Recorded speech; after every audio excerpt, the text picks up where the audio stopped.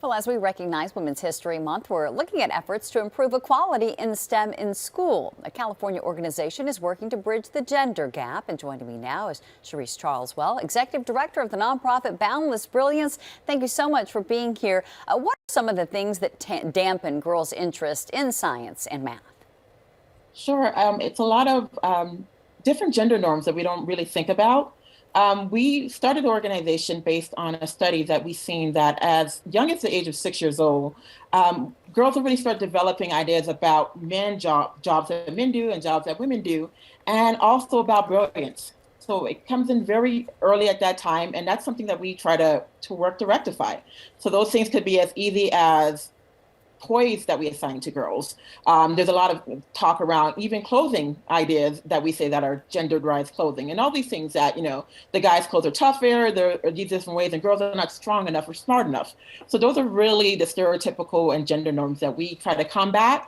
And we do this, if you notice, by having a co-ed environment. Again, because it's really not just about saying that we want to change things for girls, but we recognize to do that, we need to also have young boys change their attitudes. Because those attitudes that impact both groups. Yeah, it really is important for everyone to be involved here. Yes, completely. Yeah, so that's the way we do it. Go ahead, talk about some of the solutions that you offer. Yeah, some of our solutions are being very intentional about being in the classroom and accessible.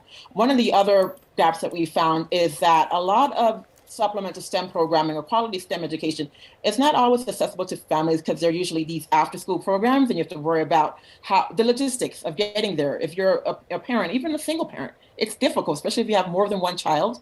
And the other thing is that a lot of them are tuition-based. Well, Boundless Brilliance, we're in the classroom during classroom hours, and it's at no cost to the schools or the participating students to go through any of our programming. Wow, so how do you make this work? How do you do this? Actually, by a lot of passionate volunteers. We are a newer organization. Next month, next month we're actually going to be celebrating our 5th year of operation, and half of our operation time has been during a pandemic. But we have over 100 volunteers and people who bring this together, and the supporters that we have. That's how we're able to do this work. Well, it really is remarkable what you're able to do. And Cherise, what is the feedback like? What are you hearing from young girls and young boys?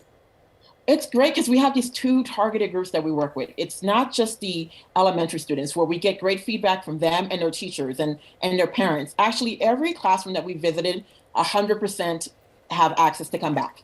So that's really a strong metric for us, knowing that they see the value of what we offer and what we bring to their schools. Are you looking to expand your services? Absolutely. We actually have just launched our first chapter outside of California at Arizona State University.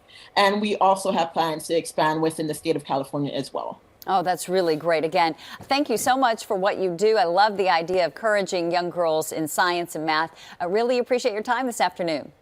Thank you all. And for more on Boundless Brilliance, just log on to our website at KTVU.com. You can find out more about the programs that they offer and how you can help. Just look under the web link section.